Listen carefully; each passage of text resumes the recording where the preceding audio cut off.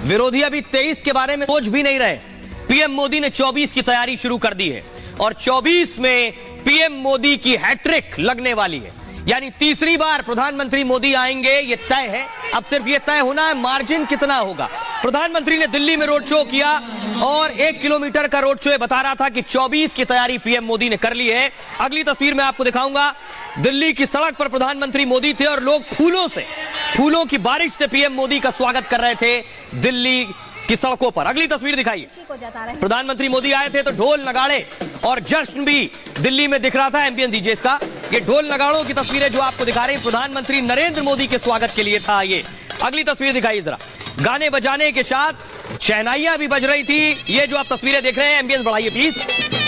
ये दिल्ली में इस तरह से स्वागत हुआ प्रधानमंत्री ने।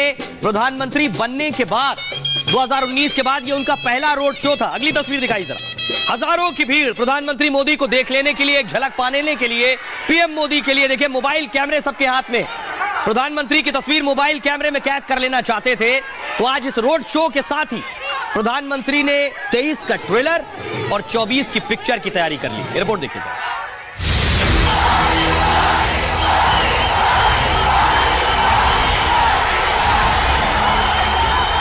2024 में 400 के पार बहुमत आएगी। अरे मोदी कर मोदी जी 2024 में है। मोदी जी के सामने कोई तोड़ नहीं है, विपक्ष कितना भी इकट्ठा हो जाए।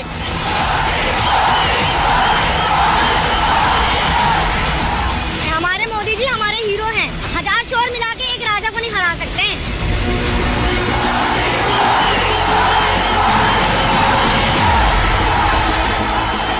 हाथी निकलता है तो सब भौंकते ही है ना। तो फिर मोदी 24 तो जीत हमारी पक्की है, कोई तोड़ नहीं है मोदी के सामने, कोई नहीं है। एक प्रधानमंत्री ऐसा मिला जो हिंदुस्तान को पूरे दुनिया में डंका बजा चुका है। मोदी अपने विरोधियों से 1000 कदम आगे चलते हैं। विरोधियों ने अभी 2023 की तैयारी शुरू भी नहीं की और मोदी 2024 में हैट्रिक की बिसात बिछाने लगे। मोदी है तो मुमकिन है, भविष्य देश का मोदी है। 2024 ही नहीं 2029 के लिए भी मोदी जी चाहिए। विरोधी हजारों किलोमीटर चलकर भी जनता का मूड सेट नहीं कर पाते और मोदी 1 किलोमीटर के रोड शो में माहौल बदल देते हैं।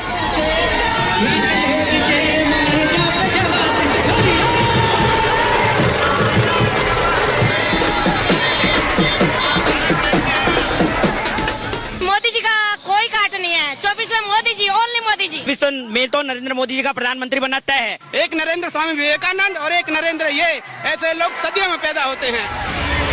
मोदी लोगों के साथ सीधे कनेक्ट करते हैं। मोदी की एक झलक लोगों में फिर से मोदी को जिताने का उत्साह भर देती है। इसलिए मोदी ने लोगों के बीच से ही 2024 का शंखनाद किया। हमारे लिए तो सिर्फ मोदी जी हैं। मोदी जी हैं, थे और रहेंगे। कश्मीर से कन्याकुमारी तक एक ही आवाज, एक ही नेता, नरेंद्र मोदी।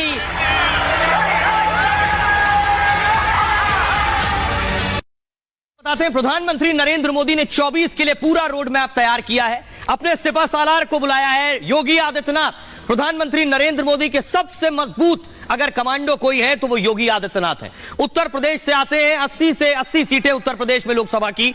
योगी को दिल्ली बुलाया, योगी दिल्ली आए। योगी के अलावा और कौन कौन आए, अगली तस्वीर दिखाई। मनोहर लाल खट्टर, हरियाणा के मुख्यमंत्री खट्टर साहब भी आए। अगली तस्वीर दिखाइए, खट्टर के साथ साथ पुष्कर धामी, हेमंता बिस्वा शर्मा भी बैठक में मौजूद हैं। तो तैयारी क्या है ये मैं आपको बताने जा रहा हूं ग्राफिक्स के जरिए कि आखिर बड़े बड़े मुख्यमंत्रियों को बुलाने के पीछे वजह क्या है ये आपको बताऊंगा। कैम 1 पे ग्राफिक दीजिए आप। आखिर कौन कौन से राज्य के सीएम आए हैं, वो सारे सिपह सालार, ये आप देखिए जरा, सारे मुख्यमंत्री आपको नजर आ रहे हैं। एक कॉर्नर से मैं शुरू करूंगा, कर्नाटक के सीएम बोमई को आप देख रहे हैं, उनके ठीक बगल में बिहार बीजेपी अध्यक्ष संजय जायसवाल हैं, उनके बगल में उत्तराखंड के मुख्यमंत्री पुष्कर धामी हैं, उसके बगल में देवेंद्र फडणवीस महाराष्ट्र के डिप्टी सीएम। प्रधानमंत्री नरेंद्र मोदी खुद इस बैठक में मौजूद हैं। योगी आदित्यनाथ बैठक में मौजूद है। गुजरात के मुख्यमंत्री भूपेंद्र भाई पटेल, वसुंधरा राजे सिंधिया, राजस्थान का बड़ा रोल होने वाला है 24 में जीत में। असम हेमंत बिस्वा शर्मा मौजूद है इस बैठक में और मनोहर लाल खट्टर भी बैठक में मौजूद है और मध्य प्रदेश के सीएम शिवराज सिंह चौहान भी बड़ा रोल प्ले करने वाले हैं।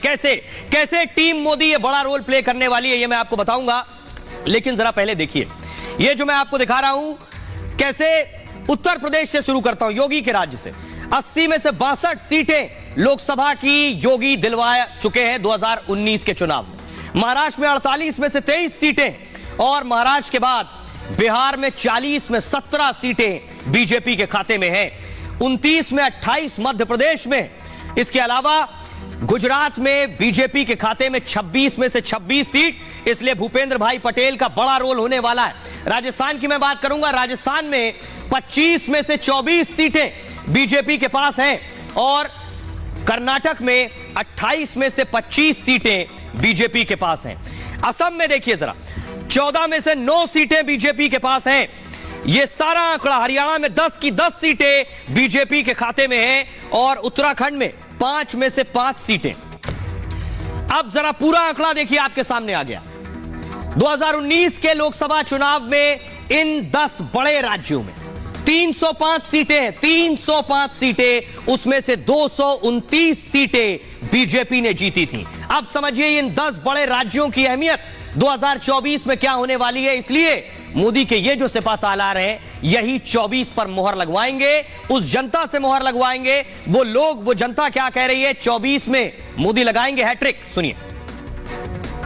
मोदी जी के अलावा कोई विकल्प ही नहीं है। मोदी जी हैं जब तक देश में सुरक्षित है हम, और 2024 में 400 के पार बहुमत आएगी और उनके नेतृत्व में सरकार बनेगी, ये हम जान रहे हैं। देश को, युवाओं को मोदी जी की जरूरत है। जब से वो आए विश्व स्तर पर भारत की छवि बहुत ज्यादा अच्छी हुई है और युवा चाहता है कि मोदी जी आए। लोगों को आपने सुन लिया, 24 के लिए लोगों का सिग्नल क्या है, लेकिन प्रधानमंत्री की तैयारी क्या है वो मैं आपको दिखा रहा हूं। ये देख रहे हैं प्रधानमंत्री नरेंद्र मोदी कार्यकारिणी की बैठक में पहुंचे, दीप प्रज्वलित करे और मंच पर मौजूद थे बीजेपी के अध्यक्ष जेपी नड्डा।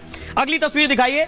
उसके बाद पूजा की अध्यक्ष जेपी नड्डा ने। अगली तस्वीर मैं आपको दिखाने जा रहा हूं। साथ ही साथ इस बड़ी बैठक में मौजूद थे रक्षा मंत्री राजनाथ सिंह, नितिन गडकरी, योगी आदित्यनाथ को देख रहे हैं, मनोहर लाल खट्टर, पीयूष गोयल, अमित शाह, बीजेपी के बड़े नेता मौजूद थे। और साथ ही साथ एक और तस्वीर में दिखाऊंगा, वित्त मंत्री निर्मला सीतारमण भी एनडीएमसी पहुंची।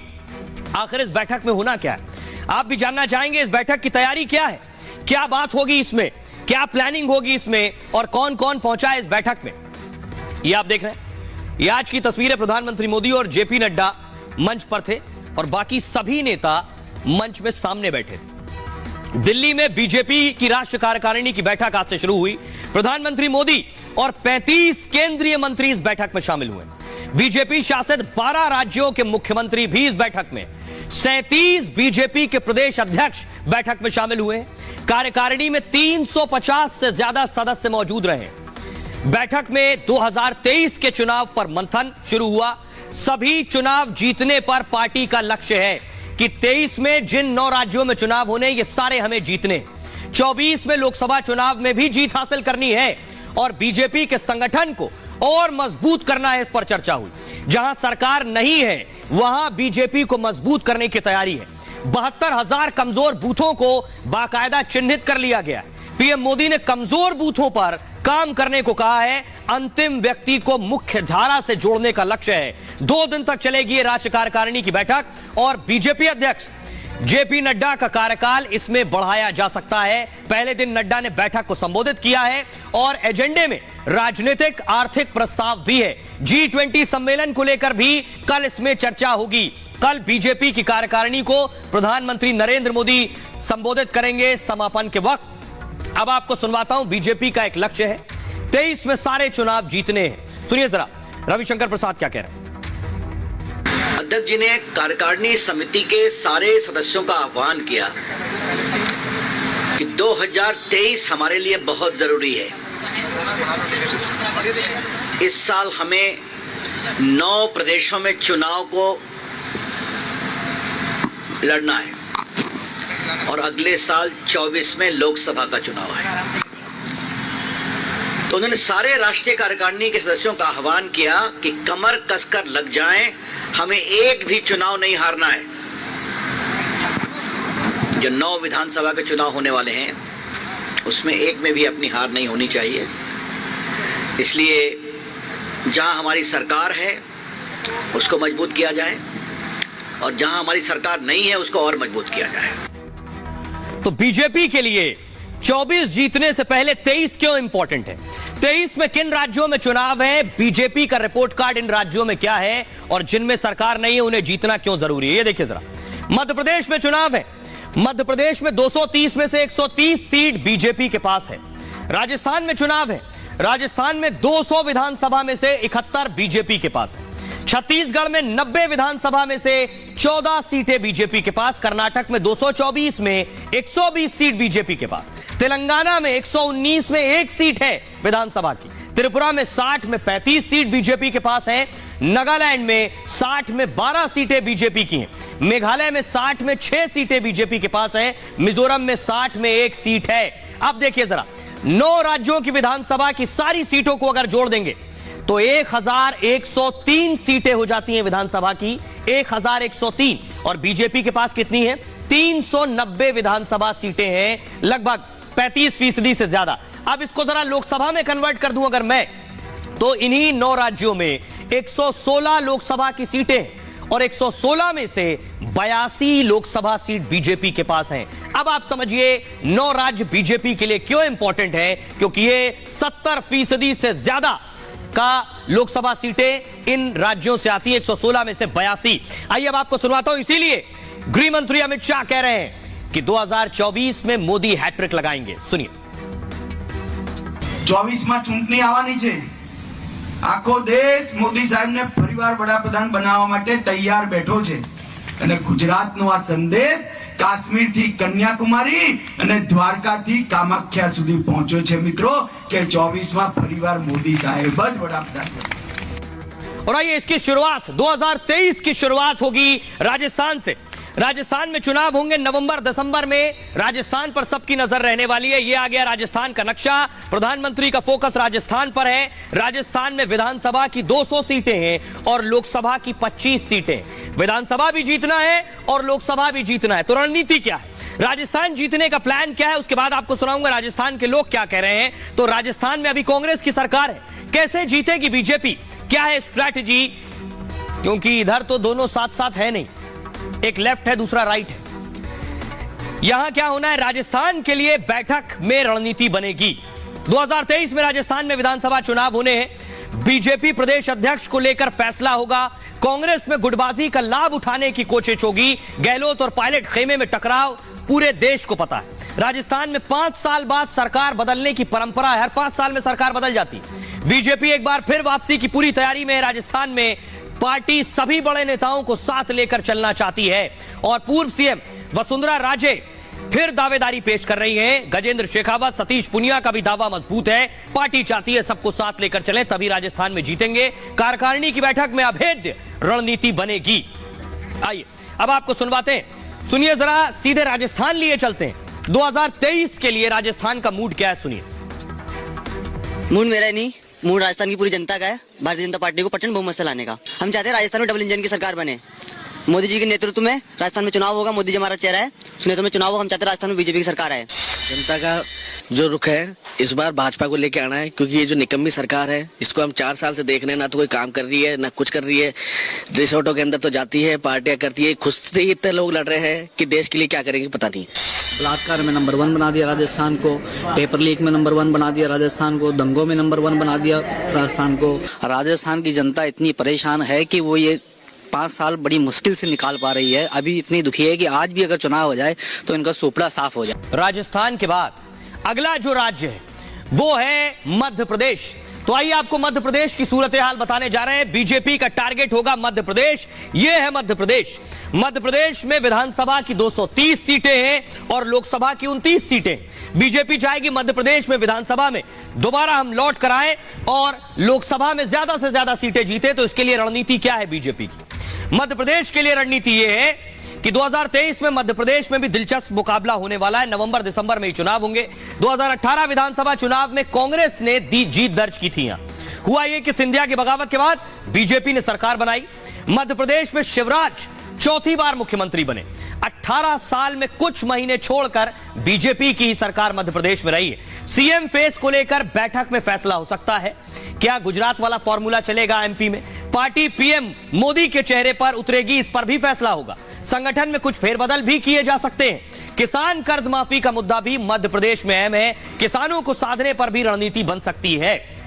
अब आपको सीधे मध्य प्रदेश लिए चलता हूं। मध्य प्रदेश के लोगों की जुबानी सुनिए कि 2023 में वो किसके साथ है। जनता ऑफ कोर्स मोदी के साथ है, क्योंकि मोदी जी ने जो दुनिया भर में और मतलब बहुत देश भर में बहुत हेल्प किए हैं, बहुत डेवलपमेंट्स हुए हैं। उसके कारण अपने ये रानी कमलापति भी डेवलप्ड हो गया है, क्योंकि वो पहले हबीबगंज था, और बहुत से ऐसे डेवलपमेंट्स हुए हैं। तो वोट ज्यादातर बीजेपी के थ्रू ही होंगे। आइए अब आपको ओवैसी के राज्य लिए चलते हैं। वहां का हाल क्या है? तेलंगाना में देखिए जरा, तेलंगाना में बीजेपी का हाल क्या है ये भी बताऊंगा आपको। तेलंगाना में विधानसभा की 119 सीटें हैं और लोकसभा की 17 सीटें। तेलंगाना के लोग क्या कहते हैं ये भी आपको सुनवाऊंगा। लेकिन तेलंगाना जीतने के लिए तैयारी क्या है बीजेपी की, प्रधानमंत्री नरेंद्र मोदी ने का प्लान ऑफ एक्शन क्या होने वाला है, ये मैं आपको दिखाता हूं। देखिए जरा, ये आप देख रहे हैं दक्षिण के एक और राज्य में सरकार बनाने की तैयारी है बीजेपी की। सीएम चंद्रशेखर राव के खिलाफ बीजेपी हमलावर है। और तेलंगाना में 2018 में बीजेपी को, ध्यान से देखिएगा, 7.1% वोट मिले थे। 7.1% वोट मिले थे 18 में। ओवैसी की पार्टी को उससे भी कम मिले थे, 2.7% वोट मिले थे। 18 की बात बता रहा था, अभी 19 बताऊंगा। लेकिन बीजेपी को 1 सीट और ओवैसी की पार्टी को 7 विधानसभा सीटें मिली। लेकिन 19 के लोकसभा चुनाव में सब बदल गया। बीजेपी को 20% वोट मिले थे, 18 में 7%, 19 में 20%। लोकसभा चुनाव में 17 में 4 सीटें बीजेपी ने जीती थी। 2022 में हैदराबाद में बीजेपी की कार्यकारिणी की बैठक हुई थी और बीजेपी राज्य में 11,000 अब जनसभाएं करने वाली है तेलंगाना में। 28 जनवरी को अमित शाह खुद तेलंगाना जाने वाले हैं। बीजेपी ने 119 में से 90 सीटों का टारगेट सेट किया है। केसीआर हटाओ तेलंगाना बचाओ का नारा भी दिया है। तो कर्नाटक के बाद बीजेपी का दमखम तेलंगाना में देखने को मिलेगा। तेलंगाना के लोगों को सुनिए आप, पहली बार टीवी पर सुनेंगे कि लोग क्या कह रहे हैं। 23 में कौन होगा और 24 में कौन होगा। पूरा देश में कैसा डेवलपमेंट हो रहा, मोदी साहब कैसा डेवलपमेंट कर रहे हैं। यहाँ पे एक है जो देश की तरक्की करेंगे, ऐसी तेलंगाना भी तरक्की होना। तो तरक्की होना बोलो तो बीजेपी लाना। हर एक मुंह में ये भी वही चल रहा है, मोदी साहब कैसा देश में तरक्की कर रहे हैं। यूपी में कैसे तरक्की हो रहा है, यूपी में कैसे तरक्की हो रहा है, ऐसी तेलंगाना में भी तरक्की चाहिए बोल के देख रहे हैं। तब बीजेपी को वोट, अरे पक्का बीजेपी देंगे भाई, क्योंकि हो रहा है पूरा देश में। अभी देखो वर्ल्ड वाइड भी कैसा मोदी साहब को और देश को देखो, तो जैसा यूपी गुजरात कैसा डेवलपमेंट है, ऐसे हम तेलंगाना भी चाहते हैं। हमारे यूथ को एम्प्लॉयमेंट चाहिए। यहाँ पे जो पुराना दंगा करने का, हिंदू मुस्लिम चाकू मारने का, वो सब नहीं चलता। पहली बात, ये तेलंगाना आया है एक 3 टैगलाइन पे, जो कि तेलुगु में कहा जाता है नीलू निधुलु नियमकालु। ये तीनों के तीनों में आज टीआरएस गवर्नमेंट फेल है। आज यूथ जो है सो अनएम्प्लॉयड है, कहीं किसी को जॉब्स नहीं है। और देखा जाए तो तेलंगाना जो एडिशनल फंड में था, आज पूरा कर्जों में डूबा हुआ तेलंगाना है। हम हमारा वोट बीजेपी को ही देना चाहेंगे, क्योंकि हमारा आने वाला कल और सबका आने वाला भविष्य और आने वाला तेलंगाना का भविष्य भारतीय जनता पार्टी से ही है। वोट हम उस पार्टी को देंगे जो हमारे तेलंगाना के लिए डेवलपमेंट का काम करती है, यूथ को जॉब्स वगैरह दिलाती है और जो अच्छा काम करती है उसको देंगे। इस वक्त टीआरएस गवर्नमेंट बहुत अच्छा काम कर रही है तेलंगाना में।